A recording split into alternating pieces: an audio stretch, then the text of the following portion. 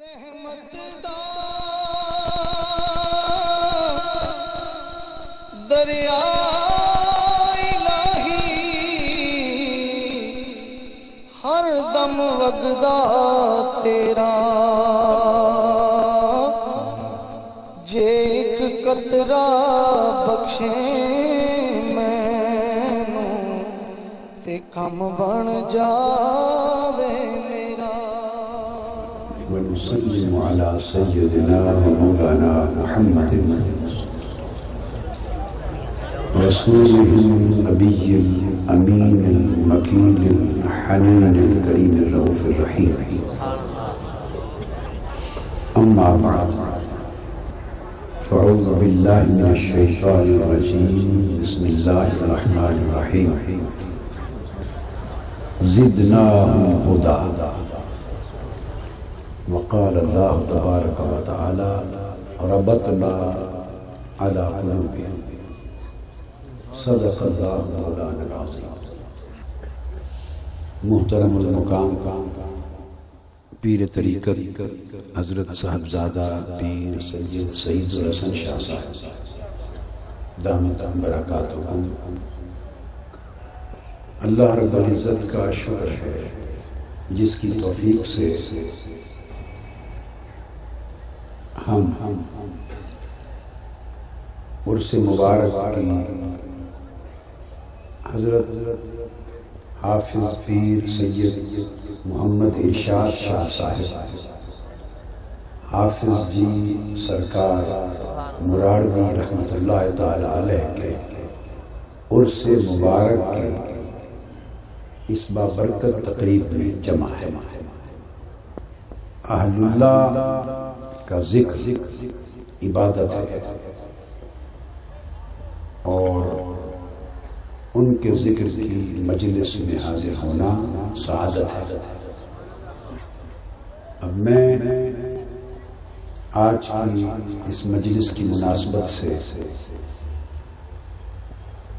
اس موضوع پر کوئی تمہیدی اور تعارفی گفتگو شروع کرنے کی بجائے براہ راست دو چار ضروری نکات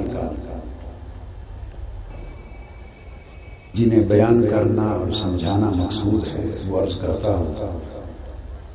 اللہ تبارک و تعالی نے اصحاب کہف کے ذکر میں ارشاد فرمایا دو خاص چیزیں بیان کی. ایک یہ بیان فرمایا کہ زدناہم ہدی، ہم نے ان کی ہدایت میں اضافہ کر دیا تھا، اور اس سے قبل بیان کیا کہ ہم نے ان کا ایمان بڑھا دیا تھا. پھر فرمایا ہم نے ان کی ہدایت میں اضافہ کر دیا تھا، اور پھر فرمایا وربطنا علی قلوبہم، اور ہم نے ان کے دل کو خاص ثبات عطا کر دیا تھا. اور ربطنا اس کا مادہ ربط بھی ہے اور اسی قبیل سے لفظ رابطہ بھی ہے. اس میں یہ اشارہ ہے کہ ہم نے ان کے دل کو ربط اور رابطے والا دل بنا دیا تھا. ہم نے ان کے دل پہ رابطہ وارد کر دیا تھا اور ہم نے ان کے دل کو اپنے ساتھ ربط میں کر دیا تھا. یہ اصحاب کہف جو پہلے زمانوں کے اولیاء اللہ کی ایک جماعت تھی، اور ان کے دور میں جو بادشاہ تھا وہ کافر تھا اور ظالم تھا اور جابر،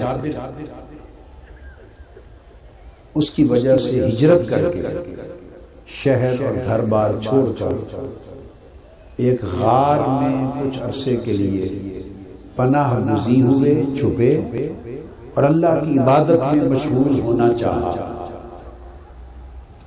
تو اللہ تبارک و تعالیٰ نے جو تین باتیں ان کے باب میں کہیں وہ قابل توجہ ہیں.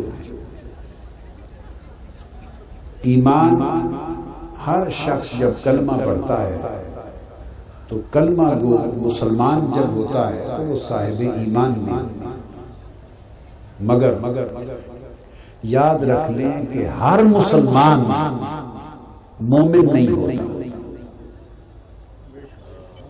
کلمہ پڑھ کے جو بھی کوئی داخل اسلام ہو جائے وہ اسلام میں تو داخل ہو گیا، مگر اس سے یہ لازم نہیں کہ ایمان اس میں بھی داخل ہو گیا۔ کلمہ پڑھ کے شخص اسلام میں تو داخل ہو جاتا ہے، مگر اس سے یہ لازم نہیں آتا کہ ایمان بھی اس میں داخل ہو گیا۔ اعراب انہوں نے کہا قرآن مجید میں قالوا آمنا وقالت الاعراب، اعراب نے کہا آمنا ہم ایمان لے آئے۔ اللہ رب العزت نے انہیں منع فرمایا یہ کہنے سے،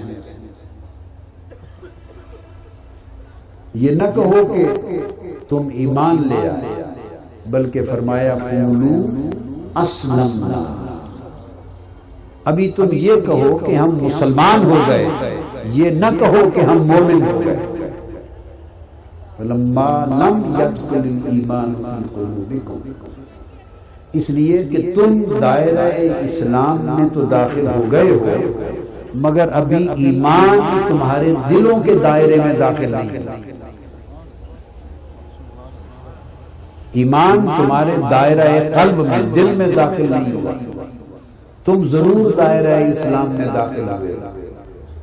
تو ایک کیفیت ہوتی ہے جہاں انسان کلمہ پڑھ کے دائرہ اسلام میں داخل ہوتا ہے، مسلمان ہوتا ہے، مگر ابھی ایمان اس کے دل کے اندر داخل نہیں ہوتا، پھر ایمان اس کے دل کی زینت نہیں بنا ہوتا، اس کا قلب، اس کا باطن، اس کا سینہ، اس کا اندر کی دنیا ابھی ایمان کے نور سے منور نہیں ہوتی۔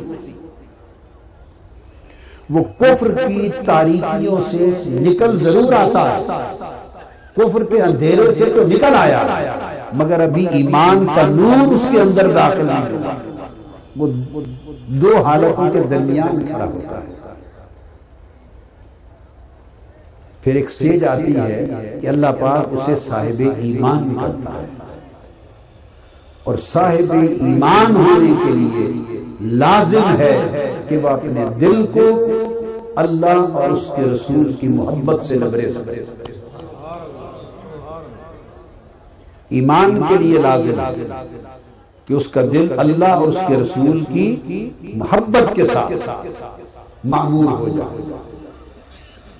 تو ایمان فقط اعمال سے نہیں آتا، ایمان محبت کے راستے سے آتا ہے۔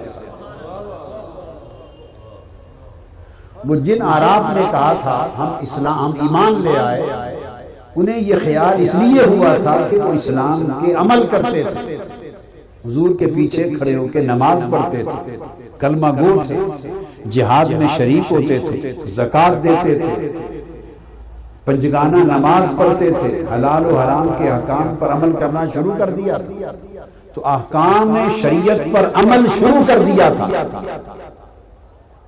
لیکن اس کے باوجود اللہ پاک نے فرمایا ابھی وہ مرحلہ کہ ایمان تمہارے دلوں کی زینت بن جائے، ایمان کا نور تمہارے قلب اور باطن کو روشن کر دے، وہ ابھی آگے ہے۔ اس کے لیے ارشاد فرمایا گیا صحیح بخاری میں، صحیح مسلم میں ارشاد فرمایا گیا کہ اس کے لیے شرط ہے کہ ایمان اسے نصیب ہوتا ہے جو ساری کائنات کی محبتوں سے بڑھ کر اللہ اور اس کے رسول سے محبت نہ کرے۔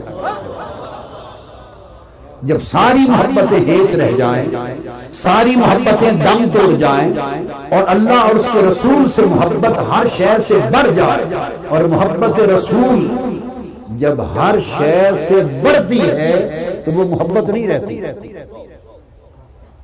حضور اسلام نے فرمایا لا یؤمن احدکم حتی اکون احب الیہ من والدہ وولدہ والناس اجمعین، تم میں سے کوئی شخص اس وقت تک صاحب ایمان نہیں ہو سکتا جب تک میری ذات کے ساتھ اس کی محبت اپنے والدین کی محبت سے بھی بڑھ نہ جائے، اپنی اولاد کی محبت سے بھی بڑھ نہ جائے، اور اس کائنات میں ہر شخص اور ہر شے سے کی جانے والی محبت سے بھی بڑھ نہ جائے۔ جب تک ساری محبتوں سے میری محبت اس کے دل میں بڑھ نہ جائے، اس وقت تک اس کے دل میں ایمان نہیں۔ تو میں بتانا یہ چاہتا ہوں، ایک شخص کی دوسرے شخص سے دوست کی دوست کے ساتھ محبت ہے، یہ تو محبت ہوئی۔ بھائی کی بھائی کے ساتھ محبت ہے، یہ محبت ہوئی۔ اولاد کی والدین کے ساتھ محبت ہے، جب والدین کی محبت تک پہنچے تو دوستوں کی محبت پیچھے رہ جاتی ہے، ایکسیپشن الگ بات ہے۔ دوستوں کی محبت اور دنیا کے ہر شخص کی، ہر انسان کی محبت پیچھے رہ گئی، والدین سے ایک فرما بردار اولاد، نیک بخت اولاد جو محبت والدین سے کرتی ہے وہ دنیا کے ہر شخص کی محبت سے بڑھ کر کرتی ہے۔ تو والدین کی محبت نے ساری محبتوں کو پیچھے چھوڑ دیا، والدی، اور پھر فرمایا وَوَلَدِهِ، اور پھر ایک سٹیج ایسی آتی ہے کہ جب انسان شادی شدہ ہو جائے اور گود ہری ہو جائے اور اس کی اولاد ہو جائے، بچے بیٹے بیٹیاں جب سامنے آ جائیں تو ان کی محبت میں اتنا گرفتار ہوتا ہے، وارفتہ ہوتا ہے، گمگشتہ ہوتا ہے، اتنا آگے چلا جاتا ہے کہ پھر ایک سٹیج آتی ہے کہ ماں باپ کی محبت بھی پیچھے رہ جاتی ہے، پھر وہ اولاد سے ماں باپ سے بھی بڑھ کر محبت کرتا ہے۔ تو ماں باپ کی محبت، ماں کی مامتا کی محبت اولاد کے لیے محبتوں کی کائنات میں نقطہ کمال ہے، نقطہ معراج ہے، جو والدین کی محبت سے بھی آگے ہے، اعزا اقارب کی محبت سے بھی آگے ہے، گھر بار کی محبت سے بھی آگے ہے، تجارت و کاروبار کی محبت سے بھی آگے ہے، دنیا کی سب دوستیوں اور رشتوں کی محبت سے بھی آگے ہے، ساری محبتیں نیچے ہیں۔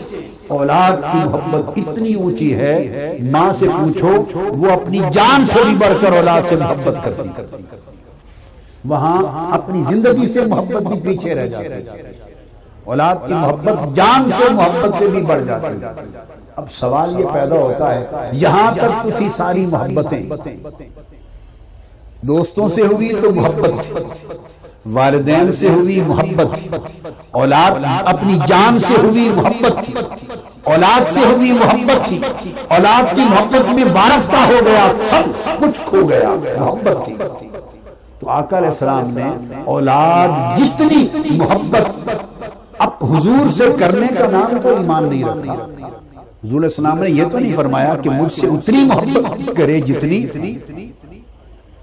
والدین یا اولاد سے محبت کرتا ہے، نہیں، آقا نے فرمایا احب الیہ۔ تو آقا علیہ السلام نے فرمایا کہ مومن تب ہوگا کہ میری محبت ماں کی مامتا سے بھی بڑھ جائے اور باپ کی محبت پدری سے بھی بڑھ جائے، جو محبت ماں باپ اولاد سے کرتے ہیں اس سے بھی بڑھ جائے۔ اب یہاں آپ کو جو نقطہ سمجھانا چاہتا ہوں وہ یہ کہ اولاد کی محبت تک تو محبت رہی، اب آپ کہیے کہ کسی سے ایسی محبت ہو جائے کہ اولاد کی محبت بھی دم توڑ دے، پیچھے رہ جائے، اسے بھی محبت ہی کہیں گے، اس کو عشق کہتے ہیں۔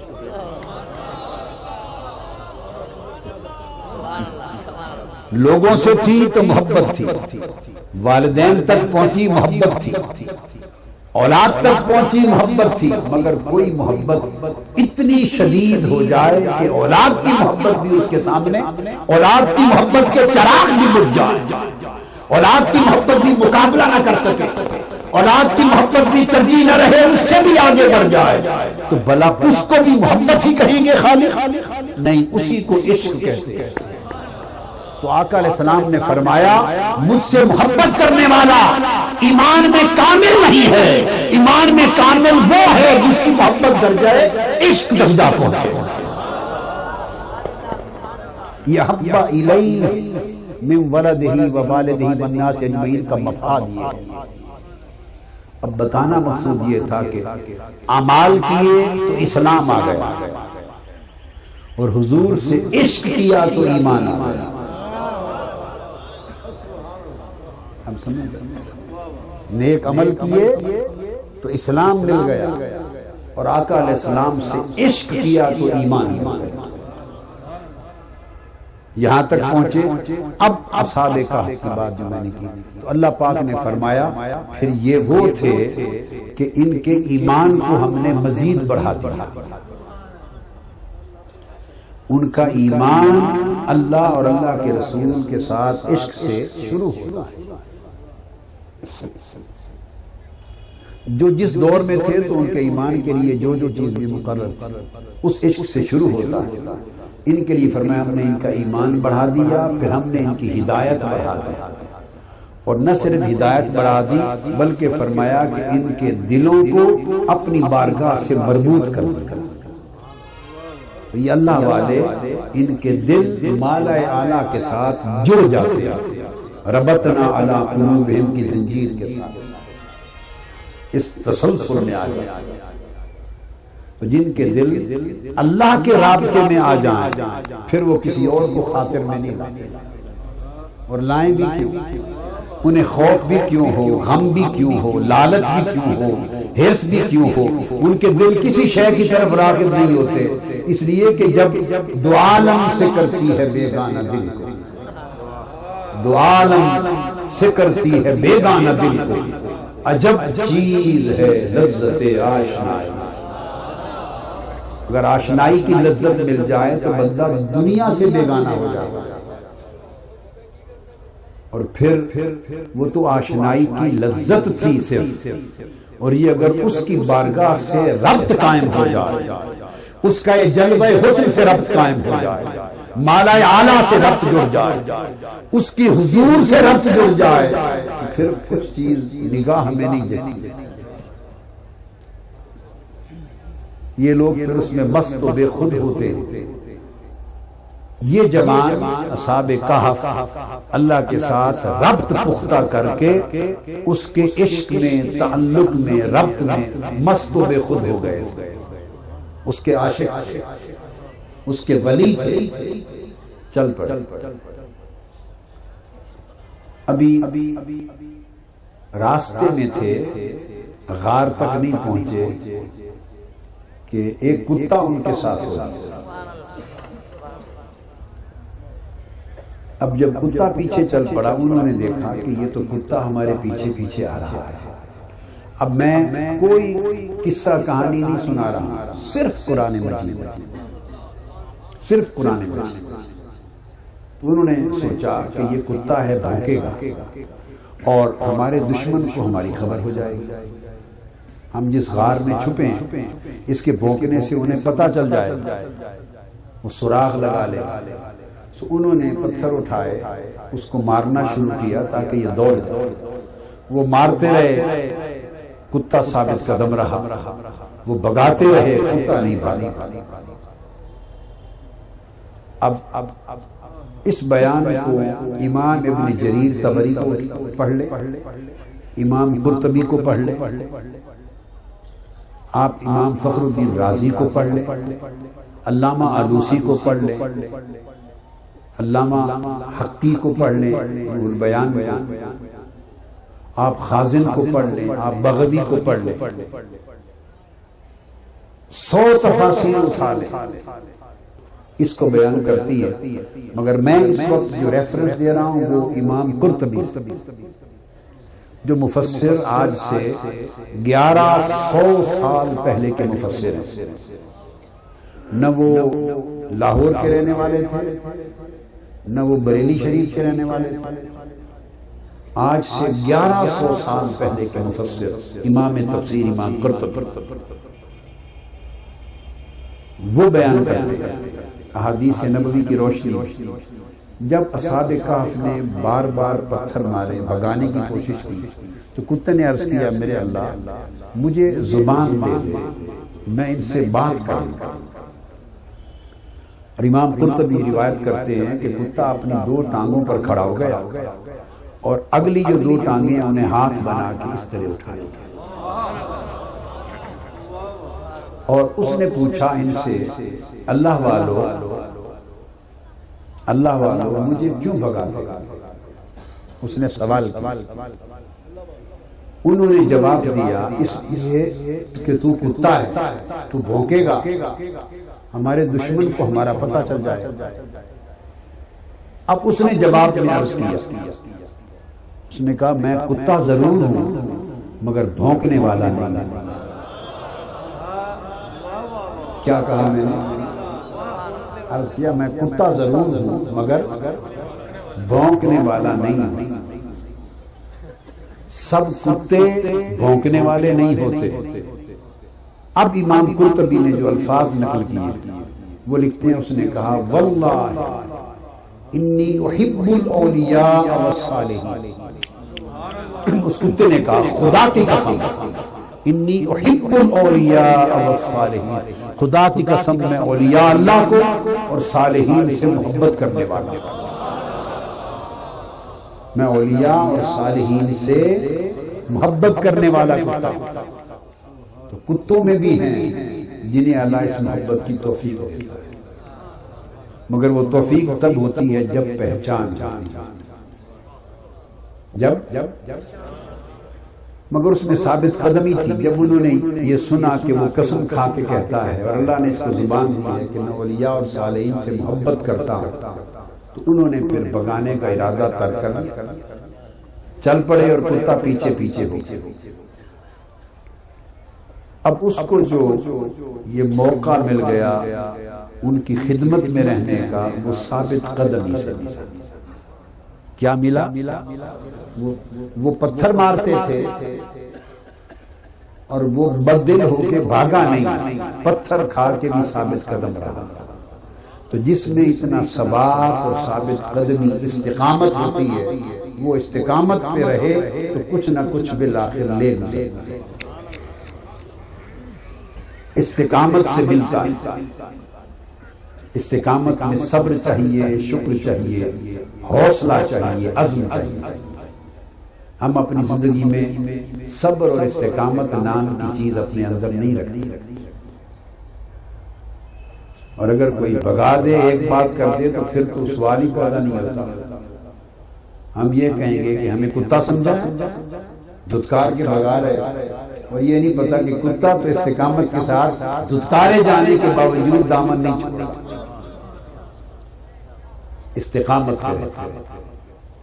کتا چل پڑا پیچھے، آپ غار میں چلے، کتا غار کے دروازے پر بیٹھا۔ قرآن مجید میں ہے کہ 309 سال تک، کتنا 309 سال تک اصحاب کہف اس غار میں رہے، کہف غار کو کہتے ہیں، غار میں رہے۔ اللہ پاک نے ان پر صوت سرمدی طاری کی اور 3 صدیاں وہ زندہ رہے۔ 3 صدیوں کے بعد جب اٹھے ایک دوسرے کو دیکھا تو پوچھا کم لبثتم؟ قالوا لبثنا یوما او بعض یوم، پوچھا تم کہ ہم کتنی دیر یہاں ٹھہرے ہوں؟ انہوں نے کہا لگتا ہے ایک دن یا اس دن کا تھوڑا سا حصہ ہوگا۔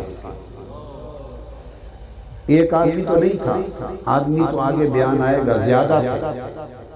جب پوچھا کم لبثتم تو ہر ایک نے ایک دوسرے سے پوچھا، اور جب جواب دیا لبثنا یوما او بعض یوم، ہم شاید ایک دن یا چند گھنٹے، دن کا کچھ حصہ ٹھہرے، تو ایک دوسرے کو دیکھ کر کہہ رہے تھے۔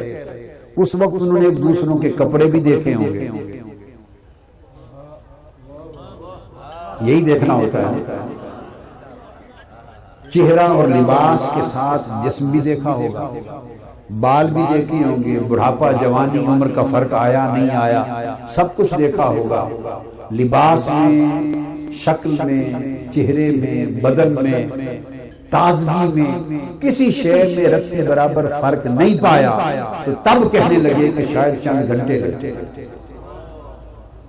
اگر وہ 3 صدیاں ان پہ بیت گئی ہوتی تو بال سفید ہو گئے ہوتے، چہروں پر جھریاں آ جاتی، لیٹے رہنے سے 300 سال تک کپڑوں پر ہی بال آ جاتے، میلے ہو جاتے، اور اگر کپڑے میلے دیکھتے، چہرے پر بل دیکھتے، بڑھاپے کے آثار دیکھتے تو وہ جو کچھ بھی اندازہ کرتے کم سے کم یہ نہ کہتے ایک دن یا چند گھنٹے ٹھہرے، یہ نہ کہتے ایک دن یا ایک دن کا کچھ حصہ ٹھہرے ہیں۔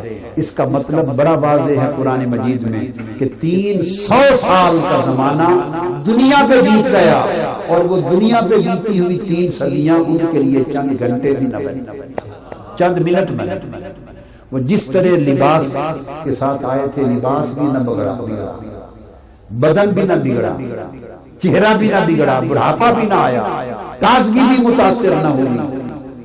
دوستو اسی طرح میں ایک مثال دے کے کہا کرتا ہوں کہ یہ جو کہف ہے، غار، یہ قبر کی معنی ہے۔ اگر پہلی امتوں کے ولی 300 سال غار میں لیٹ کر اس طرح تر و تازہ رہتے ہیں کہ جیسے چند گھنٹے پہلے آ کے سوئے ہیں، تو امت مصطفیٰ کے ولی 3 صدیاں کیا 3000 سال بھی رہیں تو تر و تازہ تو نہیں رہیں گے۔ یہ قرآن سے آپ دیکھیے ایک سوال پیدا ہوتا ہے کہ اولیاء کرام کی نسبت جب آپ سوچتے ہیں کہ اللہ پاک نے قبروں میں زندہ رکھا، ایک ہے روحانی طور پہ زندہ رہنا اور ایک ہے جسم کا بھی سلامت رہنا۔ اب اس پر پوچھا جاتا ہے، یزید میں سوال آتا ہے کہ جسم بھی سلامت رہ سکتے ہیں، اس پر دلیل کیا ہے؟ میں نے قرآن کی نص سے دلیل دی، جس طرح اصحاب کہف کے جسم 3 صدیوں کے باوجود کہف جیسی قبر میں لیٹ کر سلامت رہے، اس طرح حضور کی امت کے ولی صدیوں قبر میں رہ کر بھی سلامت رہے۔ اس کی وجہ ربطنا علی قلوبہم، وہ زندہ از خود اور سلامت از خود نہیں رہے تھے، انہیں سلامت اس اللہ کے ساتھ ربط میں رکھا تھا کہ جسم تو فرش پہ لیتے تھے مگر ربط نے انہیں تعلق عرش پہ جوڑ دیا، وہ مالا اعلیٰ سے جڑے ہوئے تھے، اللہ کی انوار و تجلیات کا لمحہ نزول ہوتا تھا، اس کے تعلق اور ربط نے انہیں اللہ پاک کی حفاظت کے دائرے میں کر رکھا تھا، اس کے لطف و کرم کی خوراک ملتی تھی، انوار و تجلیات کی غذا ملتی تھی، اس کی عنایات ملتی تھی، اس کی نوازشات ملتی تھی، اس کی تجلیات کا ورود ہوتا تھا۔ جس طرح سورج دور رہ کر اپنی شعاعوں اور روشنی سے زمین پر اگنے والے پودے کو تر و تازہ رکھتا ہے، وہ سورج پودے کے اندر نہیں ہوتا، اپنے مکان پر ہوتا ہے، مگر اپنی دھوپ کے اثر سے پودا سلامت رکھتا ہے۔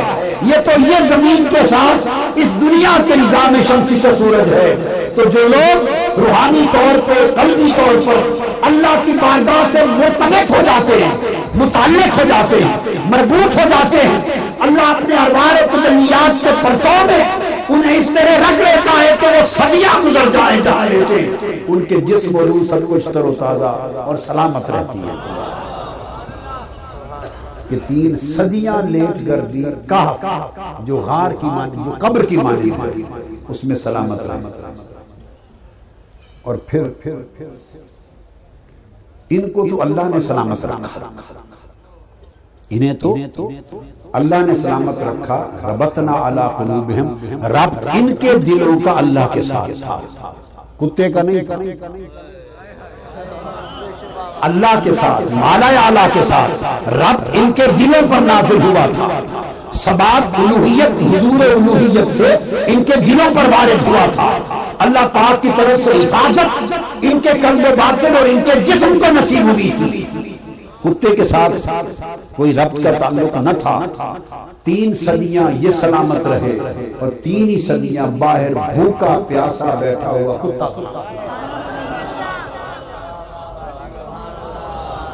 اب کتے کو کوئی وہاں کے چیچڑے ڈال جاتا ہے، بولیے کوئی خوراک دے جاتا ہو؟ نہیں، وہ بھی بھوکا ہے، پیاسا ہے، جیسے یہ وہ بھی لیٹا ہے، بیٹھا ہوا۔ ان کو تو رب نے زندہ رکھا، سلامت رکھا۔ کتے کو کس نے سلامت رکھا؟ رکھنے والا تو رب ہے۔ میں سبب پوچھ رہا ہوں، ان کا سبب تو حضور الوہیت کے ساتھ روحانی ربط بنا، وہ اللہ کے ساتھ ربط رکھتے تھے، 3 صدیاں بیتنے کے باوجود سلامت رہے۔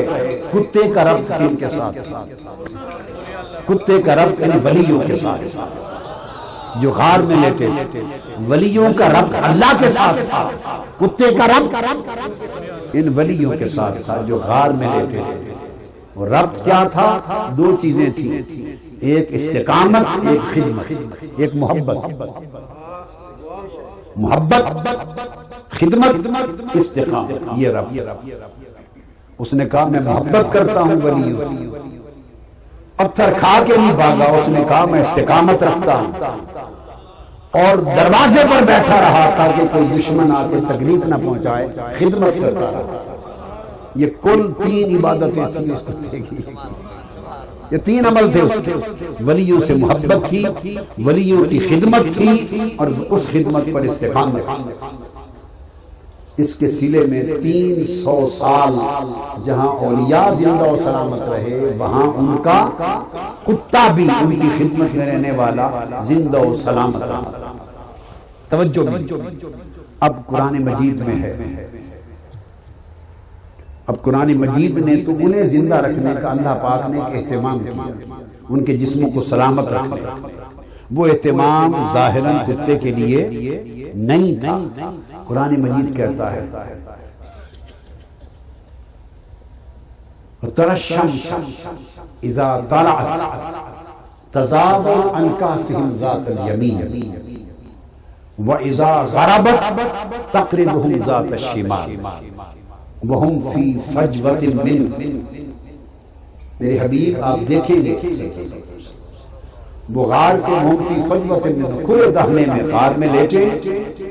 اللہ رب العزت نے فرمایا ہے سورج، غار دونوں سمتوں سے کھلی ہے، سورج طلوع ہو کے جب چڑھتا ہے تو تب بھی دھوپ غار میں آتی ہے، جب سورج غروب کے لیے جھکتا ہے ڈوبتا ہے تو تب بھی دھوپ، سورج کی دھوپ غار میں آتی، تو طلوع کے بعد بھی دھوپ غار میں جاتی تھی اور غروب سے پہلے بھی دھوپ غار میں آتی تھی۔ فجوۃ منہ، دونوں طرف سے غار کے دانے کھلے تھے، ایک کھلے میدان کی طرح بڑے وسیع غار، دونوں طرف کے دانے بھی کھلے تھے، اور سورج کے چڑھتے ڈوبتے دونوں اوقات میں دھوپ آتی تھی۔ اللہ رب العزت نے فرمایا سورج یہ غار میرے ولیوں کا مسکن بن گئی ہے 300 سال کے لیے، وہ آرام فرمائے۔ اے سورج جب تک یہ اٹھ نہ جائیں 300 سال تک تو غروب طلوع سے لے کے غروب تک اپنے راستے بدل، اپنے راستے بدل۔ فرمایا وَتَرَى الشَّمْسَ، میرے حبیب صلی اللہ علیہ وسلم آپ دیکھیں گے کہ سورج اذا طلعت تزاور عن كهفهم ذات اليمين، جب سورج طلوع ہوتا ہے تو وہ طلوع ہوتے ہوئے اپنے راستے کو چھوڑ کر غار سے دائیں جانب مڑ جاتا ہے۔ وَإِذَا غَرَبَتْ تَقْرِضُهُمْ ذَاتَ الشِّمَالِ، جب غروب ہوتا ہے تو راستہ چھوڑ کر بائیں جانب جھک جاتا ہے۔ اور کیوں جھک جاتا ہے؟ اس کے جواب میں فرمایا ہم فی فجوۃ منہ، کیونکہ کھلے غار میں پڑے ہیں، اگر سورج راستہ نہ بدلے تو آدھے سے زیادہ دن دھوپ میرے ولیوں پہ پڑے، انہیں تکلیف ہوگی۔ میں نہیں چاہتا وہ غار میں پڑے ہیں سورج، تیرا راستہ بدل دینا میرے لیے آسان ہے، گوارا ہے، مگر ولیوں کے جسموں کو دھوپ تکلیف پہنچائے یہ مجھے گوارا نہیں۔ تو سورج 300 سال تک سورج نے اپنا راستہ بدلا۔ معلوم ہونا چاہیے آپ کو کہ سورج کا راستہ کیا ہے۔ سورج کے جو راستے ہیں یہ تقدیر ہے، سورج کے راستے بولیے تقدیر ہے، قرآن سے ہی واضح کرتا ہے۔ سورہ یاسین کی تلاوت آپ کرتے ہیں، فرمایا اللہ پاک نے والشمس تجری لمستقر لها ذالک تقدیر العزیز العلیم، سورج کے راستے مقرر ہیں، یہ مقرر کیے ہوئے راستوں پر چلتا ہے۔ ذالک تقدیر العزیز العلیم، یہ غالب حکمت والے رب کی تقدیر ہے۔ سورج کے راستے غالب حکمت والے رب کی تقدیر ہے، تقدیر ہے۔ اللہ تقدیر کا مطلب ہوتا ہے اس کی مقرر کرنا، تو یہ تقدیر ہے۔ تو اللہ نے خود فرمایا کہ سورج کا راستہ میری تقدیر ہے، سورہ یاسین میں، اور سورہ کہف میں فرمایا 300 سال تک میں نے ولیوں کے لیے اپنی تقدیر بدل۔ بعض اوقات لوگوں کو تو یہ تعجب ہوتا ہے کہ اس ایک واقعے میں تقدیر کیسے بدل گئی، فلاں وقت تقدیر کیسے بدل گئی۔ بھلے لوگوں، آپ 1 منٹ کی تقدیر بدلنے پہ تعجب کرتے ہیں، وہ 300 سال تک تقدیر بدل کے بیٹھا ہے، 3 صدیاں تقدیر بدلی ہے۔ تقدیر کی فکر ہو تو آپ کو ہو، ہمیں ہو، جو تقدیر کے پابند ہیں۔ وہ جو تقدیر بنانے مٹانے والا ہے اسے کیا فکر ہے؟ وہ جو تقدیر کا مالک ہے اسے کیا فکر ہے؟ وہ بنائی بھی اسی نے ہے، مٹا بھی وہ دیتا ہے۔ یمحو اللہ ما یشاء ویثبت وعندہ ام الکتاب، وہ جو چاہے لکھ دیتا ہے، جو چاہے لکھی ہوئی مٹا دیتا ہے، وہ تقدیر کی کتاب کا مالک ہے۔ تقدیر تو ہمارے لیے تقدیر ہے، اس کے لیے کیا ہے؟ وہ جس کے لیے چاہے لکھ دے، جس کے لیے چاہے مٹا دے، جس کے لیے چاہے بدل دے، جس کے لیے چاہے سنوار دے۔ تو اس نے 300 سال تک اصحاب کہف اپنے ولیوں کے لیے تقدیر بدلے رکھی۔ وہ جو سورج کے راستوں کی مقرر تقدیر تھی، جس پر نظام شمسی، نظام کائنات قائم ہے، 300 سال تک ایک غار میں لیتے ہوئے ولیوں کے لیے نظام شمسی بدل دیا۔ یہ اہتمام اصحاب کہف کے لیے تھا، اس لیے تھا کہ وہ دھوپ سے انہیں تکلیف نہ ہو، اس لیے تھا کہ دھوپ سے کوئی یہ نہ سمجھے کہ اس لیے جسم بچ گئے کہ اللہ نے انہیں دھوپ سے بچا لیا، یہ نہیں۔ ان کے جسم تو اس لیے بچ گئے کہ دھوپ نہ رہی، تو وہ جو 300 سال کتا بیٹھا ہی دھوپ پر رہا، وہ کیسے بچ گئے؟ وہ جو 300 سال وہ غریب کتا بیٹھا ہی دھوپ پر رہا، اس کے لیے تو سورج کا نہ راستہ بدلا، نہ ادھر جھکا نہ ادھر جھکا، وہ تو بیٹھا ہی کھلے میدان میں، وہ سورج دائیں جھکے یا بائیں جھکے اس سے کیا فرق پڑتا ہے، وہ تو بیٹھا ہی دھوپ میں۔ تو پتہ چلا کہ دھوپ کا نہ پڑنا یہ ولیوں کے جسم کو سلامت رکھنے کا باعث نہیں، سلامت تو وہ رکھنے والا ہے۔ تو پھر پوچھیں گے کہ پھر اگر اس وجہ سے جسم سلامت نہیں رکھنے تھے تو پھر سورج کا راستہ بدلا کیوں؟ نہیں، وہ صرف تکریم کے لیے بدلا، پتہ چلے کہ دھوپ بگاڑ تو کچھ نہیں سکتی میرے ولیوں کا، مگر پڑھنے سے جسم کو تبس کی تکلیف بھی لو، تکلیف بھی لو، صرف تکلیف سے بچانے اور ان کی تکریم کو ہم تک پہنچانے کے لیے عمل کیا۔ اس دھوپ نے تو کتے کا کچھ نہیں بگاڑا، ان کا کیا بگاڑا؟ وہ ولیوں کا کتا تھا، 300 سال دھوپ پر بیٹھا رہا، زندہ و سلامت رہا۔ یہ صرف اظہار تکریم کے لیے، ان کی اظہار عظمت کے لیے، اظہار عظمت کے لیے، تاکہ دنیا کو پتہ چلے اور آنے والی امت محمدی قرآن میں پڑھ کے ہمیشہ واہ واہ کرے کہ واہ مولا تیری اتنی محبت اپنے ولیوں سے کہ تو نے تقدیر بدل دی 300 سال تک۔ یہ اظہار عظمت کے لیے تھا۔ اور پھر آگے اب ربطنا علی قلوبہم، ان کے اوپر جو ربط تھا، جو نازل ہوتا، وارد رہتا، طاری رہتا تھا، اس کی کیفیت یہ تھی کہ مفسرین بیان کرتے ہیں اور قرآن مجید وَنُقَلِّبُهُ ذَاتًا، ہم ان کو دائیں اور بائیں کروٹ بدلتے تھے۔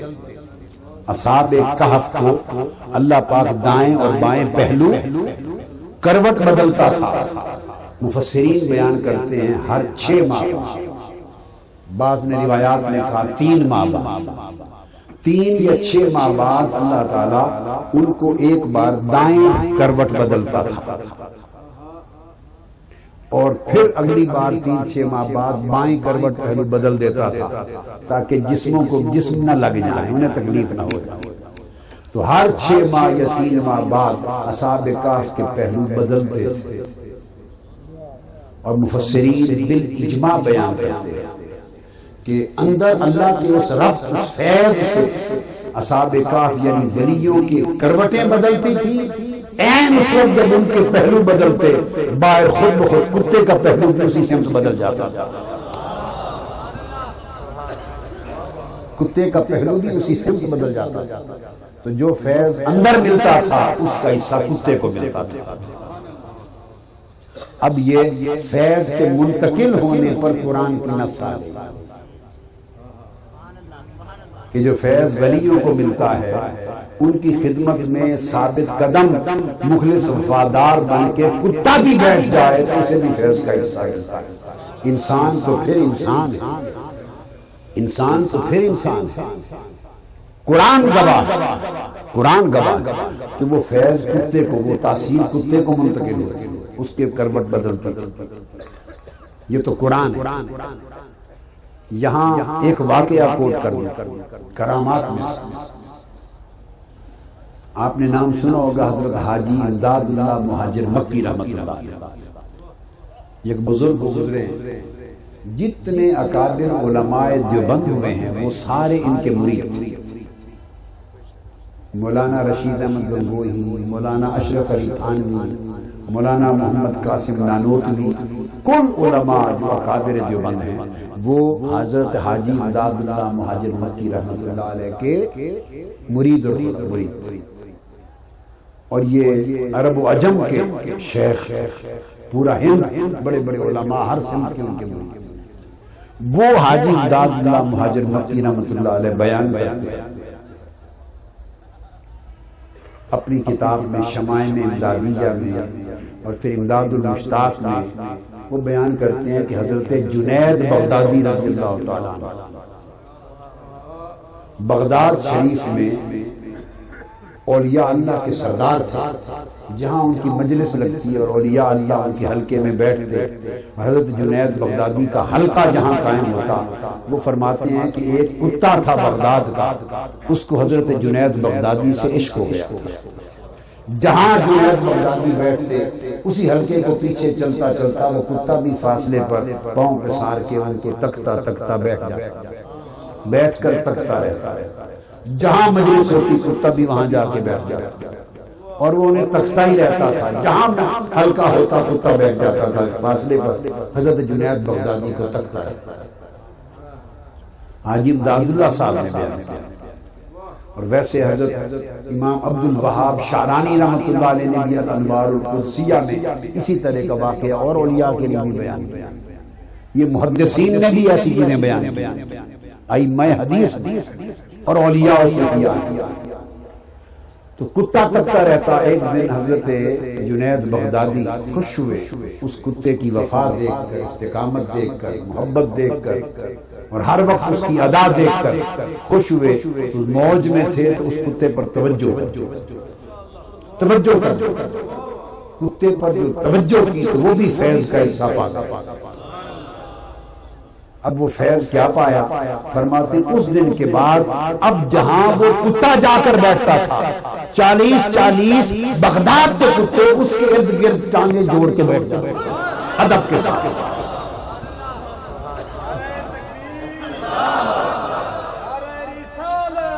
شہر بغداد کے کتے جہاں وہ کتا بیٹھتا اس کے ارد گرد حلقہ بنا کے کتے بیٹھ جاتے اور کتے اس کتے کو تکتے رہتے،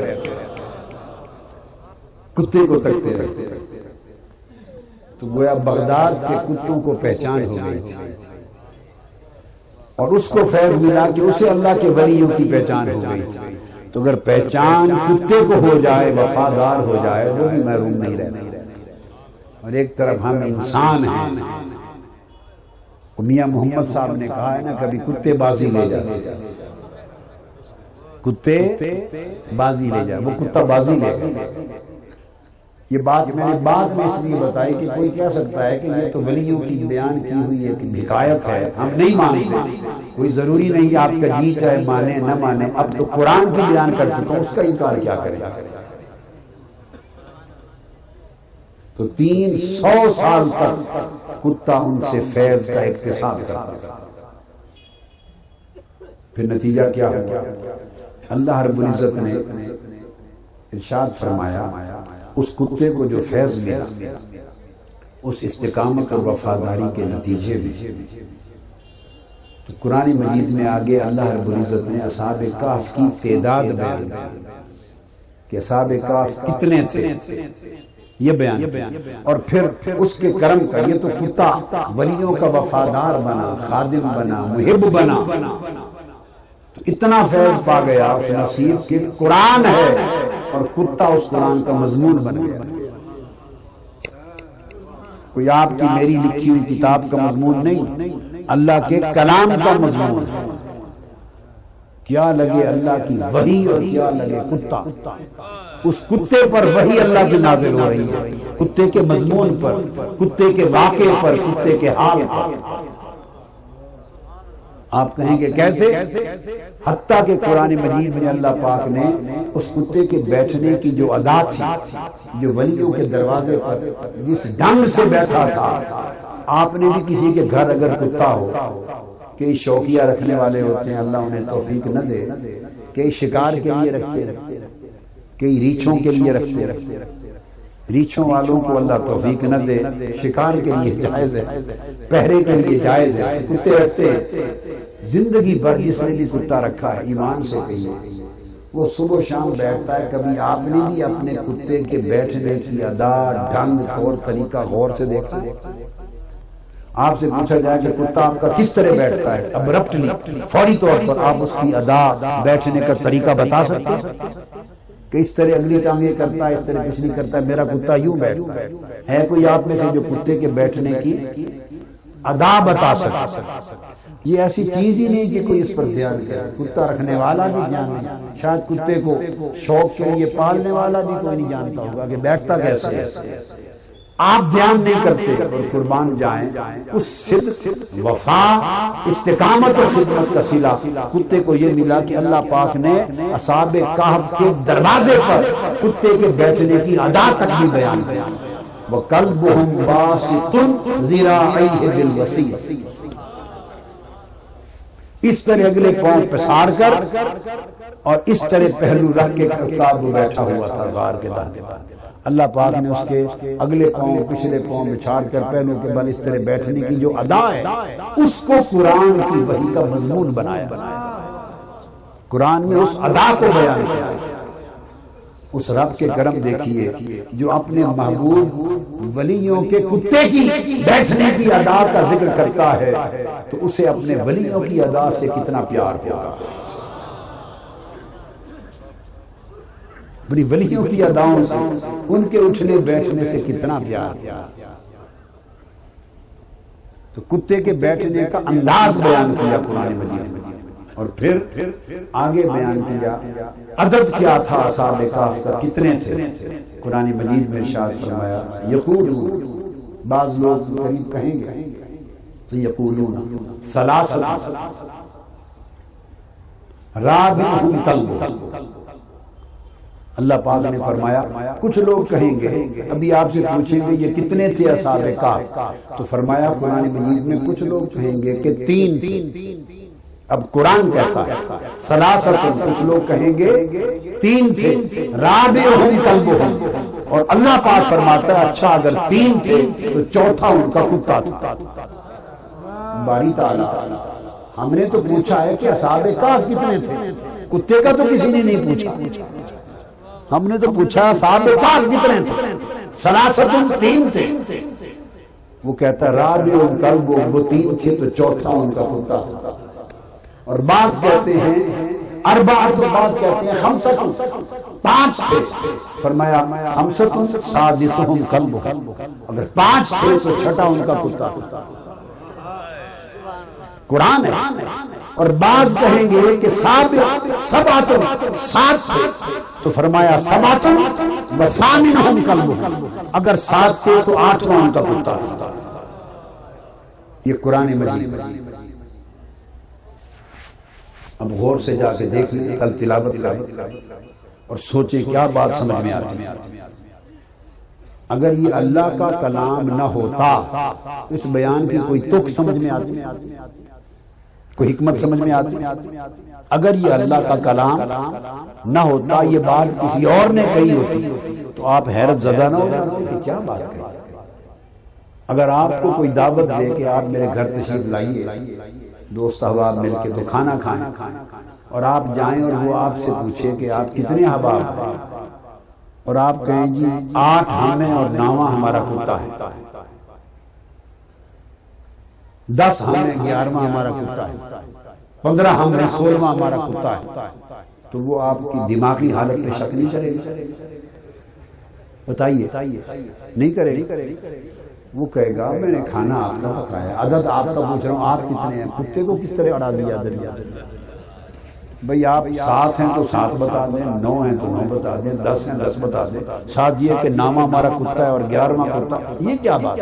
کتے کو میں نے آپ کے ساتھ کوئی ڈشز تھوڑی رکھنی ہے، جو کچھ اس کو پھینکنا ہے وہ پھینک دیں گے، کتے کا کیا تعلق ہے؟ یہ بات تو آپ گوارا نہیں کرتے کہنا، اور کہہ دیں تو سننے والا گوارا کہ یہ کیا بات ہے۔ آپ اور ہم ایک بات کہنے پر متعجب ہے کہ یہ بات بنتی نہیں، اور قربان جائیں وہ رب ہو کر اپنی وحی میں یہ کہنا ہے، اسے کون پوچھ سکتا ہے؟ اسے کون پوچھ سکتا ہے؟ وہ رب ہے، وہ کہتا ہے یہ کچھ کہیں گے 3 ہیں، وہ کہیں گے 3 ہیں، میں کہتا ہوں چوتھا ان کا کتا ہے۔ کچھ کہیں گے 5 ہیں، میں کہتا ہوں اچھا اگر 5 ہیں تو چھٹا ان کا کتا۔ کچھ کہیں گے 7 ہیں، میں کہتا ہوں 7 ہے تو 8واں ان کا کتا۔ کہنے والوں نے صرف عدد بتایا، رب نے ہر جگہ کتے کو ساتھ لگایا۔ یہ قرآن کی ترتیب ہے۔ فَيَقُولُونَ ثَلَاثَةٌ، کہیں گے کہ 3 ہیں کچھ لوگ، رب کہتا ہے رابعُ کلبُھم، ادھوری بات نہ کرو چوتھا ان کا کتا۔ کچھ کہیں گے نہیں 5 ہیں، اللہ فرماتا ہے ادھوری بات نہ کرو، اگر 5 ہیں تو سادسُ کلبُھم، چھٹا ان کا کتا ہے۔ کچھ کہیں گے نہیں 7 ہیں، فرمایا اچھا بھائی 7 ہیں، وَثَامِنُھم کلبُھم، تو 8واں ہمارا ان کا کتا ہے۔ باری تعالیٰ سمجھ نہیں آئی آپ نے ایسا کیوں ارشاد فرمایا؟ اس نے کہا اس نے کتے ہو کر میرے ولیوں کا ساتھ نہیں چھوڑا، میں رب ہو کر پھر اس کتے کو ان سے کیوں جدا کیا؟ وہ کتا تھا، اس کو پتھر مارتے رہے، بگاتے رہے، وہ کتا تھا، بھاگ جاتا یا بھونکتا، اس نے میرے ولیوں کی خاطر بھونکنا چھوڑ دیا۔ کتے بھلا بھونکنا چھوڑا کرتے نہیں چھوڑتے، اس نے میرے ولیوں کی خاطر اپنی خصلت چھوڑ دی، خصلت چھوڑ دی۔ آپ میری بات سمجھیں، میرے ولیوں کی خاطر ان کی ادب نے محبت میں خصلت چھوڑ دی، اور میرے ولیوں کی خاطر ان کی سنگت نہیں چھوڑی۔ تو میں رب اس کو صلہ دینے والا ہوں، تو میں صلہ دینے پہ آؤں تو میں اس کا ذکر ان کے ساتھ سے ہٹا دوں؟ میں نے بھی جوڑ دیا، اور اب جوڑا ایسا جوڑا ہے کہ قرآن میں کتا ولیوں کے ساتھ ہے، اور جنت میں بھی کتا ولیوں کے ساتھ۔ تو انسان ان کی سنگت میں آ کر اگر خدمت، استقامت، محبت اور اتباع، ان کی پیروی، یہ 4 خوبیاں اپنا لے، ان کے نقش قدم پہ چلے، ان کی زندگی کے طور طریقوں کا رنگ ڈھنگ اپنا لے، اگر وہ یہ 4 خوبیاں پیدا کر لے تو آپ تصور کر سکتے ہیں کہ اس پر اللہ کے فیضان اور کرم کا عالم کیا ہو۔ اب جو بڑی لطیف بات کہنا چاہتا ہوں، جس پر کبھی توجہ نہیں گئی، کسی مفسر نے آج تک ان 2 باتوں کو آپس میں نہیں جوڑا۔ آپ 1000 کتب تفسیر کی اٹھا لیں، کون تفاسیر اٹھا لیں، اول تاخیر کون تفاسیر، کسی مفسر نے، امام تفسیر نے آگے جو بات کہنے والا ہوں ان 2 چیزوں کا تعلق آپس میں نہیں جوڑا۔ بڑے تعلق کی بات تھی، وہ بات بتانا چاہتا ہوں۔ جب یہ مضمون سارا ختم ہو گیا سورہ کہف، جس میں سارا مضمون کتے کی سنگت تھا، ولیوں کی سنگت میں استقامت کا تھا، وفا کا تھا، پھر اس پر رب کے صلہ اور عطا کا تھا، جب یہ سارا بیان مکمل ہو گیا اس سے آگے اللہ پاک نے ایک نیا بیان شروع کیا۔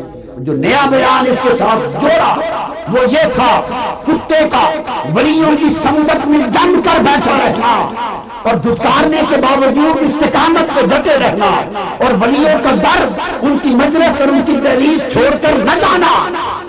اس مضمون کو مکمل کر کے آگے اللہ پاک نے فرمایا وَاصْبِرْ نَفْسَكَ مَعَ الَّذِينَ يَدْعُونَ رَبَّهُمْ بِالْغَدَاةِ وَالْعَشِيِّ يُرِيدُونَ وَجْهَهُ۔ آپ 1000 کتب تفسیر کی اٹھا لیں، کون تفاسیر اٹھا لیں، اول تاخیر کون تفاسیر، کسی مفسر نے، امام تفسیر نے آگے جو بات کہنے والا ہوں ان 2 چیزوں کا تعلق آپس میں نہیں جوڑا۔ بڑے تعلق کی بات تھی، وہ بات بتانا چاہتا ہوں۔ جب یہ مضمون سارا ختم ہو گیا سورہ کہف، جس میں سارا مضمون کتے کی سنگت تھا، ولیوں کی سنگت میں استقامت کا تھا، وفا کا تھا، پھر اس پر رب کے صلہ اور عطا کا تھا۔ جب یہ سارا بیان مکمل ہو گیا، اس سے آگے اللہ پاک نے ایک نیا بیان شروع کیا۔ جو نیا بیان اس کے ساتھ جوڑا وہ یہ تھا، کتے کا ولیوں کی سنگت میں جم کر بیٹھا رہنا اور دھتکارنے کے باوجود استقامت پہ ڈٹے رہنا، اور ولیوں کا در ان کی مجلس اور ان کی دہلیز چھوڑ کر نہ جانا۔ اس مضمون کو مکمل کر کے آگے اللہ پاک نے فرمایا وَاصْبِرْ نَفْسَكَ مَعَ الَّذِينَ يَدْعُونَ رَبَّهُمْ بِالْغَدَاةِ وَالْعَشِيِّ يُرِيدُونَ وَجْهَهُ۔ کتے کا سابقہ ولیوں کی سنگت میں جم کر بیٹھنا اور رب کی طرف سے صلہ عطا پا جانا، اس مضمون کو مکمل کرنے کے بعد اللہ نے آگے نیا مضمون جو تعلیم کے لیے دیا، اس میں فرمایا بندے ابھی تو نے سن لیا کہ کتے کا کیا حال ہے، میرے ولیوں کی سنگت میں کس طرح جم کے بیٹھا رہا، پھر میرے لطف و کرم کی بہار اسے کیسے ملی، ابھی پڑھ لیا؟ ہاں باری تعالیٰ پڑھ لیا۔ فرمایا سن، اب کتے کی مثال یاد رکھ، اگلا حکم سن، وَاصْبِرْ نَفْسَكَ مَعَ الَّذِينَ، تو بھی میرے ولیوں کی سنگت میں اسی طرح جا۔ یہ چیز تفسیروں اور کتابوں میں نہیں تھی، یہ صرف قرآن میں، صرف قرآن میں۔ مثال پہلے بیان کے بعد اس کو کہتے ہیں ربط بین الآیات۔ قرآن مجید میں ربط بین السور بھی ہوتا ہے، یہ مفسر کا کام ہے، وہ جانے اس صورت کے بعد اگلی صورت جو لائے تو ان دو صورتوں کے آپس میں معنوی ربط کیا ہے، اس طرح ربط بین الآیات ہوتی ہے کہ یہ آیت پھر اگلی آیت پھر اگلی آیت، ان آیتوں کے درمیان معنی کا ربط کیا ہے، آیتوں کے درمیان ربط کو ڈھونڈنا، صورتوں کے درمیان ربط کو ڈھونڈنا، اور مضمون اور دوسرے مضمون کے درمیان ربط کو ڈھونڈنا، یہی کام تو مفسروں کا کرنے والا ہوتا ہے۔ لہذا یہ جو بیان ختم ہوا اصحاب کہف اور ان کے کتے کا اور ان کے جم کے ان کی صحبت میں دہلیز پر بیٹھے رہنے کا، اس کے بعد اللہ نے فرمایا بس اے بندے تو بھی جم جا، وَاصْبِرْ نَفْسَكَ، اپنی جان کو جما دے، اپنی جان کو اپنے آپ کو جما کر بٹھا دے۔ باری تعالیٰ کہاں؟ فرمایا جیسے کتا جم کے بیٹھ گیا تھا ولیوں کے در پر، تو بھی وَاصْبِرْ نَفْسَكَ مَعَ الَّذِينَ، تو بھی میرے ان بندوں کی سنگت میں جم کر رہے، میرے ان بندوں کی صحبت میں جم جا، میرے ان بندوں کی سنگت، صحبت، رفاقت اور ان کی مجلس میں اچھی طرح استقامت کے ساتھ بیٹھ جا اور نہ باری تعالیٰ تیرے کون سے بندے، مَعَ الَّذِينَ، میرے ان بندوں کی سنگت میں جم جا، باری تعالیٰ کون سے بندے؟ فرمایا میرے وہ بندے نفسک مع الذین یدعون ربهم بالغداۃ والعشی، جو صبح و شام مولا کو یاد کرتے ہیں، جو صبح و شام مولا کو یاد کرتے ہیں، اور باری تعالیٰ پھر یاد جو کرتے ہیں تو چاہتے کیا ہے؟ فرمایا یریدون وجہہ، نہ دنیا کے منصب چاہتے ہیں، نہ مال و دولت چاہتے ہیں، نہ صلہ اور عطا چاہتے ہیں، نہ اجر و ثواب چاہتے ہیں، نہ جنت کے درجے چاہتے ہیں، نہ حور و قصور چاہتے ہیں، کچھ نہیں چاہتے۔ تو مولا پھر کیا چاہتے ہیں؟ صبح و شام جو تجھے یاد کرتے ہیں تو کیا چاہتے ہیں؟ فرمایا یریدون وجہہ، یار کا مکھڑا چاہتے ہیں، وہ صرف اس کے طالب دیدار ہوتے ہیں، اس کے مکھڑے کے طلبگار ہوتے ہیں۔ ہائے ہائے ہائے، تو فرمایا وَاصْبِرْ نَفْسَكَ مَعَ الَّذِينَ يَدْعُونَ رَبَّهُمْ بِالْغَدَاةِ وَالْعَشِيِّ يُرِيدُونَ وَجْهَهُ۔ اے بندے ابھی تو نے پڑھا نا، جیسے وہ کتا 300 سال بن کھائے بن پیے، دھوپ میں، گرمی میں، شدت میں، سردی میں جم کے بیٹھا رہا میرے ولیوں کے در پر، تو بھی اس طرح جم کے بیٹھ جا، ان کی مجلس و سنگت میں جم جا، تمہیں پتھر مارے تو کتے کی طرح ان کا در نہ چھوڑ، دھتکارے در نہ چھوڑ، کھانے کو دے در نہ چھوڑ، نہ دے نہ چھوڑ۔ وہ میاں محمد کیا کہتے ہیں؟ مالک دے در بیٹھے رہندے، صابر بھوکے ننگے۔ जिन्हां दिलां विच इश्क न रचिया, जिन्हां दिलां विच इश्क न रचिया, कुत्ते उन्हां थी चंगे, मालिक दे दर बैठे रहंदे साबिर भूखे नंगे। बात इश्क की शुरू की थी ना, इश्क से ये इस्तिकामत आती। इश्क बंदे को हर अजर से बेनियाज करता है। इश्क का एक ही अजर है, यार का मुखड़ा तकना, यार की मुस्कुराहट का मिल जाना। इश्क इसके सिवा किसी अजर का कायल नहीं, न किसी अजर का हाजतमंद। तो फरमाया तू भी जम जा मेरे उन बंदों की संगत में जो सुबह शाम मुझे पुकारते हैं, मेरा नाम जपते हैं। वज़्कुर इस्म रब्बिका वतबत्तल इलैहि तब्तीला, हर एक से कट कर मेरे होते रहते हैं, मेरा नाम जपते हैं, मेरी याद करते हैं, और चाहते क्या है? कुछ नहीं चाहते सिवाय मेरे मुखड़े के, किसी शय के तलबगार नहीं। तो लोगों कुछ लोग इस दुनिया के अजर के तालिब होते हैं, दुनिया के अजर के तालिब होते हैं। ये आम मुमिनीन होते हैं, आम मुमिनीन होते हैं। और तरक्की नहीं होती जब तक दुनिया के अजर और दुनिया के हिर्स और दुनिया की तलब और दुनिया का लालच और दुनिया की मोहब्बत, ये गलाज़तें जब तक दिल की वादी से निकाल नहीं जाती, तो वो लोग फिर जाहिद होते हैं। जब ज़ुहद आता है तो ज़ुहद अन दुनिया, फिर दुनिया दिलों से निकल जाती है, दुनिया दिलों से निकल जाती है, दुनिया की मोहब्बत निकल जाती, दुनिया का हिस्स निकल जाता, दुनिया की तलब और रग़बत निकल जाती। दिल दुनिया की गलाज़त में मुलव्वस नहीं रहते, वो लोग ज़ाहिदीन होते हैं, वो ज़ाहिदीन होते हैं। और उनकी कैफियत ये होती है कि दिल दुनिया से अलग होते हैं और आखिरत के तलबगार होते हैं। वो खुद दुनिया से नहीं निकलते, खुद दुनिया से नहीं निकलते, दुनिया को खुद से निकाल देते। मैं खास बात बता रहा हूं, खुद दुनिया से नहीं निकलते कि दीन के तकाजे पूरे करने हैं, फराइज हैं। खुद दुनिया से नहीं निकलते, दुनिया को खुद से निकाल देते हैं। या यूं समझिए कि खुद तो दुनिया में रहते हैं, खुद तो दुनिया में रहते हैं, मगर दुनिया को खुद में नहीं रहने देते, दुनिया को खुद में नहीं रहने देते। दुनिया की मोहब्बत को जड़ों से उखाड़ कर दिल की जमीन से निकाल देते। और अल्लाह की इज्जत की कसम, किसी फकीरी की अलिफ बे शुरू नहीं हो सकती जब तक दिल दुनिया की मोहब्बत से खाली ना हो जाए। कोई तसव्वुफ, कोई मारिफत, कोई तरीकत, कोई हकीकत, कोई विलायत, कोई रूहानियत, कोई अल्लाह से दोस्ती ताल्लुक, बुलंद रुतबा कुछ नहीं मिलता, पहला कदम नहीं उठता जब तक दिल दुनिया की मोहब्बत से खाली ना हो जाए। दो मोहब्बतें एक जगह जमा नहीं होती। आप बर्तन में दूध और पेशाब जमा नहीं करते,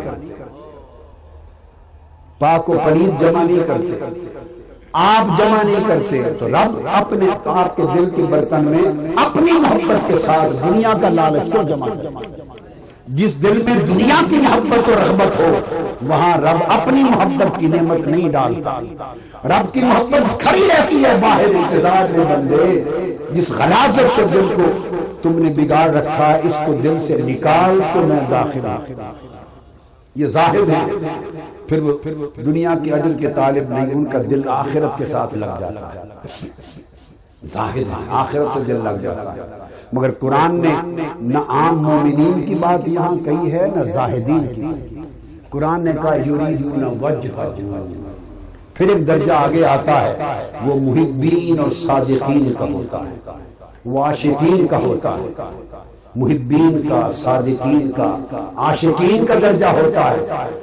पहले दर्जे में दुनिया दिल से निकली थी, अगले और आखिरत आ गई थी। अब अगले दर्जे में आखिरत को भी दिल से निकाला जा रहा है, आखिरत को भी दिल से निकाला जाता है। अहलुल्लाह के लिए, औलिया अल्लाह के लिए जिस तरह दुनिया की मोहब्बत का दिल में रहना फितना है, इस तरह आखिरत की रग़बत और लालच का दिल में रहना उससे बड़ा फितना। حضرت باجید بستانی رحمۃ اللہ علیہ فرماتے کہ اگر دنیا کا خیال آ جائے مجھے دنیا کا، تو میں اپنی طہارت کو حاصل کرنے کے لیے وضو کرتا ہوں۔ ہماری طہارت ٹوٹ جاتی ہے اگر دنیا کا خیال آ جائے، طہارت ٹوٹ جاتی، وضو کرتا ہوں۔ اور فرمایا اگر آخرت کا، جنت کا خیال آ جائے تو طہارت کو واپس لینے کے لیے غسل کرنا پڑتا، بڑا حدث ہو جاتا۔ کسی نے پوچھا حضرت یہ تو بیان کر دیا، وجہ کیا؟ کہ دنیا کا خیال آئے، لوگ تو سمجھتے ہیں نا دنیا گھٹیا ہے آخرت اونچی چیز، دنیا کا خیال آئے تو وضو سے طہارت ہو جائے، اور آخرت کا خیال آ جائے تو وضو سے نہیں غسل کرنا پڑے۔ وجہ کیا؟ فرمایا اس لیے کہ دنیا تو ہم پہلے ہی دل سے نکال چکے ہوتے ہیں، لہٰذا اگر دنیا کا خیال آئے تو دل اس کے لیے چپکتا نہیں، دل دنیا کے لیے لپکتا نہیں، دل دنیا سے چپکتا نہیں، دل دنیا میں الجھتا نہیں، زیادہ دیر دنیا کا خیال دل میں ٹکتا نہیں ہے، اس لیے تھوڑا حدث ہوتا ہے وضو سے کام چل جاتا ہے۔ مگر آخرت اور جنت چونکہ عالم نور کی شے ہے، معنی اعلیٰ کی شے ہے، انوار و تجلیات کی جا ہے، اگر آخرت اور جنت کا خیال آ جائے تو دل اس کی طرف جھک جاتا ہے، راغب ہوتا ہے۔ چونکہ راغب ہوتا ہے تو جنت اور آخرت کا خیال پھر دیر تک دل میں رہتا ہے، دیر تک دل میں رہتا ہے۔ تو عاشقوں کے لیے جیسے دنیا رب کا غیر ہے ویسے جنت بھی رب کا غیر ہے۔ فرق اتنا ہے کہ دنیا کا خیال آئے جلدی چلا جاتا ہے عاشقوں کے دل سے، جنت اور آخرت کا خیال آ جائے تو دیر لگاتا ہے، اس لیے اس کے لیے غسل کرنا پڑتا ہے۔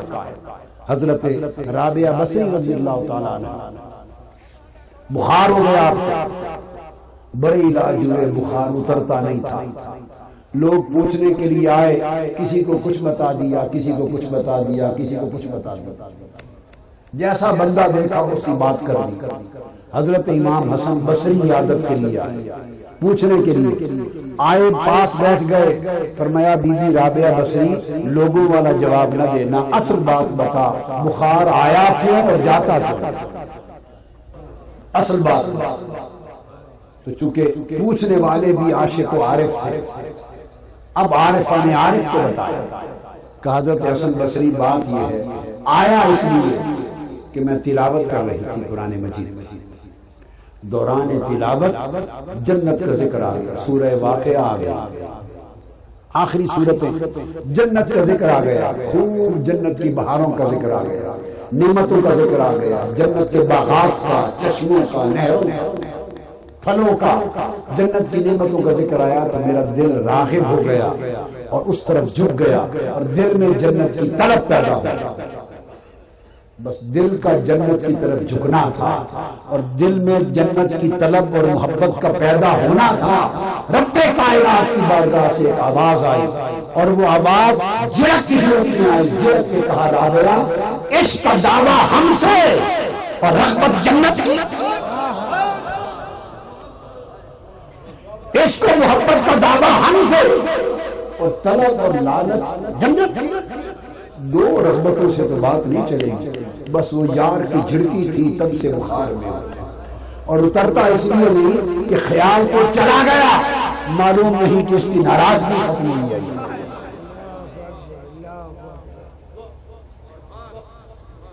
دنیا دل سے نکلتی ہے، آخرت آتی ہے، پھر آخرت دل سے نکلتی ہے، پھر صرف یار آتا ہے۔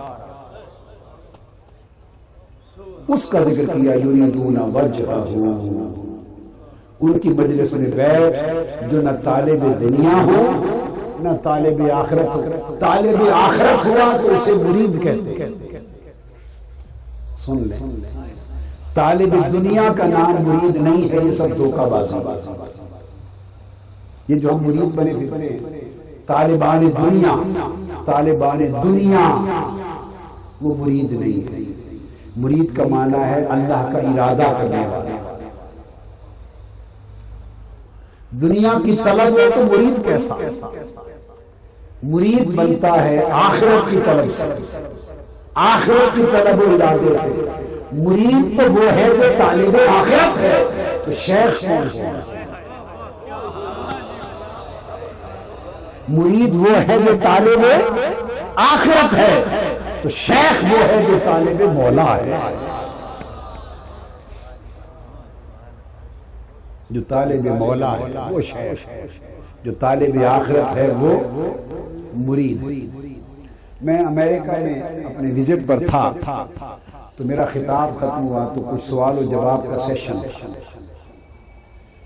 صاحب نے کھڑے ہو کے سوال کیا۔ اس نے کہا جی گرمیوں کے موسم میں بہت سارے پیر پاکستان سے آ جاتے ہیں اور آج کل نیو یارک میں کثرت کے ساتھ آئے ہوتے ہیں، اور ان کے مرید اور خلفاء ہر طرف پھر کے کرام کے سنا کے گھیر گھیر کے لے جاتے ہیں۔ سمجھ نہیں آتی کہ پیر کامل کون ہے، کس کی بیعت کریں اور کس کی بیعت نہ کریں۔ آپ ہمیں کامل کی پہچان بتائیں۔ سوال تھا کامل کی پہچان بتا دیں۔ میں نے کہا ایک سادہ جملے کی پہچان دیتا ہوں، ہر ایک کو سمجھ آ جائے۔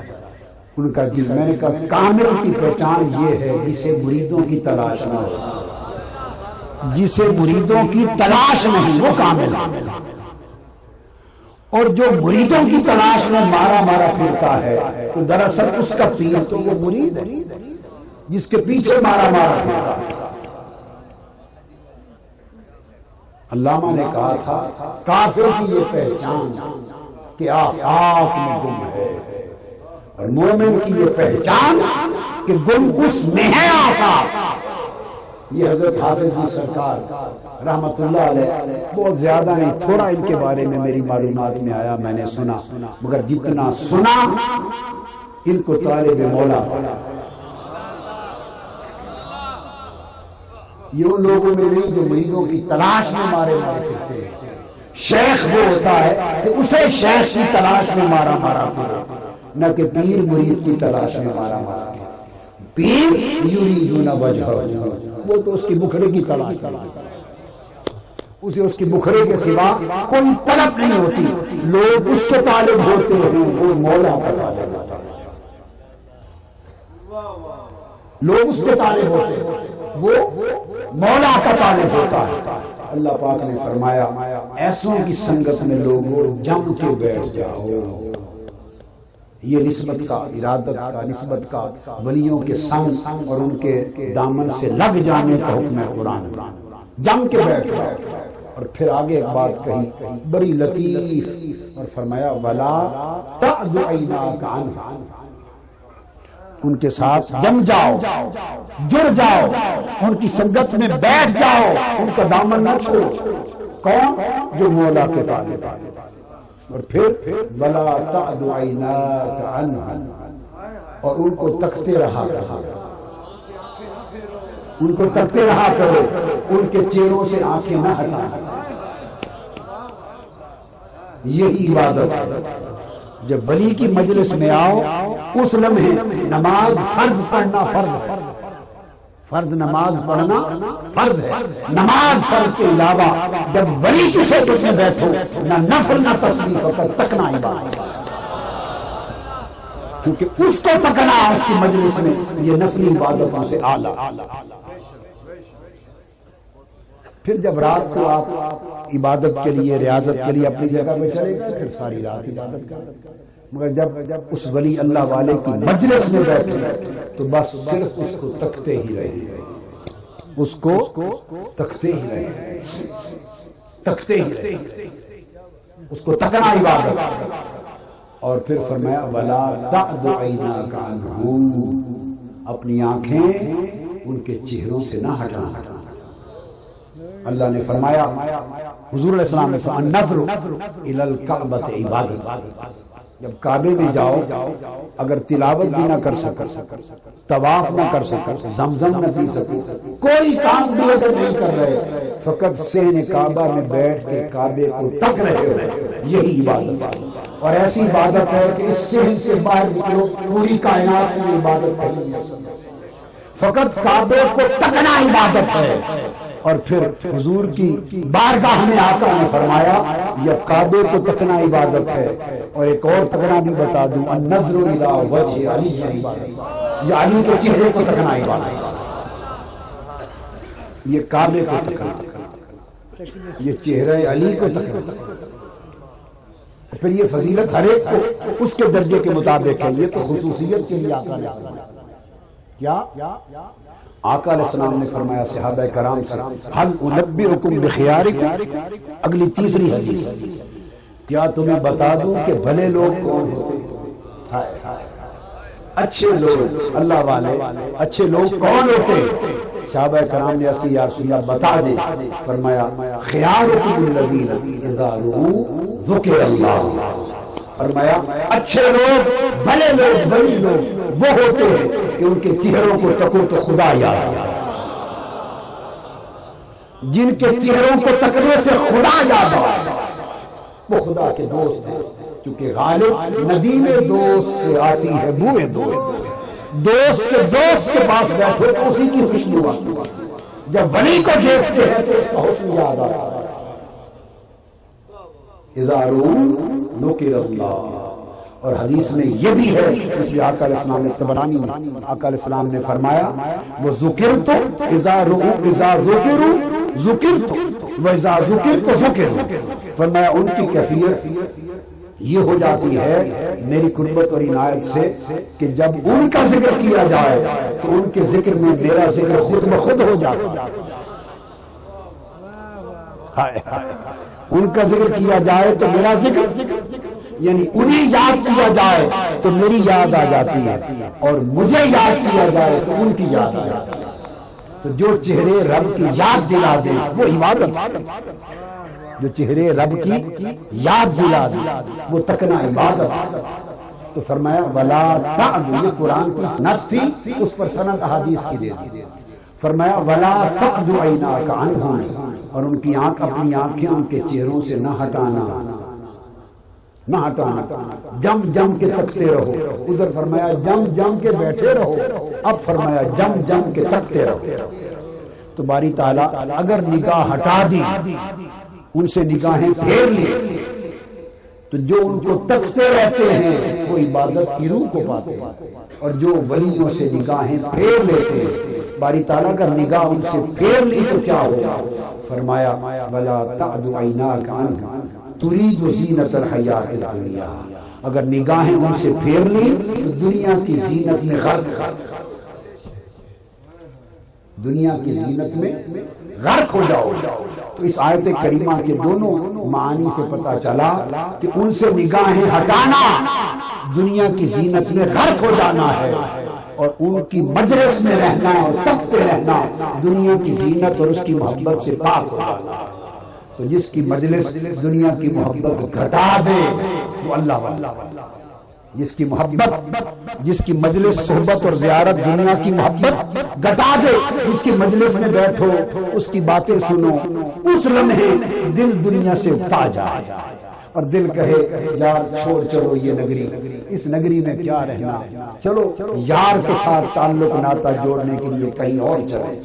علامہ نے کہا ہے وہی تیرے زمانے کا امام برحق جو تجھے حاضر و موجود سے بیزار ہے، جو تجھے حاضر و موجود سے بیزار ہے. تو یہ حاضر و موجود دنیا ہے، اس کی زینت ہے، اس کا لالچ ہے. ہم تو اسی میں مارے مارے پھرتے ہیں. ہم تو ولیوں کے پاس بھی آتے ہیں تو دنیا کے لیے آتے ہیں. ولیوں سے تو ان کو تو تکنا، ان کے پاس آنا بھی رب کو یاد کرنے کے لیے کہ رب مل جائے. کتنے رہ گئے جو آج کسی اللہ والے کے پاس آئیں کہ رب مل جائے. ہم تو آتے ہیں کہ مقدمہ جیت جائے، اولاد مل جائے، کاروبار مل جائے، نفع آ جائے، دشمن گلیا میٹ ہو جائے، مرادیں ہو جائیں. ہم تو دنیا کو مرادیں بنا کر دنیا کے لیے آتے ہیں، اور فقیر اولیاء اس لیے آتے ہیں کہ ہمارے دلوں سے دنیا کو نکال کر اللہ کے ساتھ دلوں کا ربط جوڑ دو. اور پھر فرمایا وَلَا تُطِعْ مَنْ أَغْفَلْنَا قَلْبَهُ عَنْ ذِكْرِنَا. ان کی مجلس میں بیٹھو، ہماری یاد میں آگے بڑھتے جاؤ، اور جن کے دلوں کو اللہ کے ذکر سے غافل جانو ان کی پیروی نہ کرو. اور جنہیں ہر وقت اللہ کی یاد میں ذاکر و شاگرد جانو، ان کے پیچھے پھرا کرو، کچھ نہ کچھ جو ان کو ملا ہے اس میں سے 2 قطرے چھینٹے آپ کو بھی مل جائیں گے، اور چھینٹے نہ ملے تو منہ تو مل ہی جائے گا، چھینٹے نہ ملے جام مل جائے گا، نہیں تو چھینٹے مل جائیں گے، ارے 2 قطرے نہ ملے تو منہ تو مل ہی جائے گا۔ گرد مستاں گرد گر میں کم رسد بوئے رسد، اور بوئے ہوئے گر کم رسد رؤیت ایشان بسست۔ مست عاشقوں مستوں کے ارد گرد گھوما کرو، مستوں کے ارد گرد پروانہ جس طرح شمع کے گرد گھومتا ہے، مستوں کے گرد گھوما کرو، تو کیا ہوگا کہ شاید ایک آدھ جام تمہیں بھی مل جائے۔ شراب کا کوئی جام، شراب الست، شراب عشق الہی، شراب معرفت الہی کا کوئی گھونٹ تمہیں مل جائے، اور اگر گھونٹ نہیں ملتا تو فرماتے ہیں کہ اگر گھونٹ نہیں ملتا تو منہ تو مل ہی جائے گا۔ ان کی مجلس میں جو بیٹھو گے تو جس شراب نے انہیں مست و بے خود کر رکھا ہے، اگر شراب کا گھونٹ نہیں ملتا تو اس کی مہک تو مل ہی جائے گا، مہک ہی کافی ہے۔ اور فرمایا اگر کسی کو مہک بھی نہ مل سکے، اتنا ہی گیا گزرا ہے، مہک اور بو بھی نہ ملے تو کہو کہ ولیوں کی مجلس میں آ کر اگر بو بھی نہ ملے پھر بھی محروم اور خود کو بدبخت نہ سمجھو، رؤیت ایشان بسست، ان کو تک لینا دکھا، ان کو تک لینا دکھا، کیونکہ یہ وہ لوگ ہیں کہ جو بھی ان کا ہم نشین ہو، ہم مجلس ہو، آ کے بیٹھے وہ محروم نہیں رہتا، کچھ نہ کچھ لے کے جاتا ہے۔ لا یشقا جلیس، ان کے پاس جو جلیس بیٹھتا ہے وہ محروم نہیں رہتا، کچھ نہ کچھ لے کے جاتا ہے۔ اللہ تبارک و تعالی ہمیں اچھا حال عطا کر دے، استقامت والا حال عطا کر دے، اور دنیا بہت دیکھ لیا، دنیا کا کوئی حسن اور دنیا کی کوئی کیفیت اور کوئی چاہت لذت کی شے نہیں ہے، لذت ہے تو مولا کے تعلق میں ہے، لذت اور حلاوت اور شیرینی اور کیفیت اور نشہ ہے، دنیا کی کسی شے کا نشہ محبوب کے عشق کے نشے جیسا نہیں ہے، اس کی قربت و معرفت کے نشے جیسا نہیں ہے۔ بس کوشش کریں کہ کچھ قطرے نہیں تو وہ ہی صحیح وہ نصیب ہو جائے۔ ہم چند سالوں کی زندگی کے لیے مارے پھرتے، تباہ ہوئے پھرتے، بھول گئے ہیں کہ جس دن آنکھ بند ہوگی تو پھر کبھی ختم نہ ہونے والی زندگی شروع ہو رہی ہے۔ ختم ہونے والی زندگی نے ہمیں برباد کر دیا، ہلکا کر دیا، اور وہ جو ختم نہ ہونے والی زندگی آ رہی ہے کبھی اس کا بھی سوچا۔ اللہ تبارک و تعالی ہمیں یہ فکر دے اور یہ حالت وما علینا دریا الہی ہر دم وگدا تیرا، جے ایک قطرہ بخشے مینوں تے کم بن جاوے۔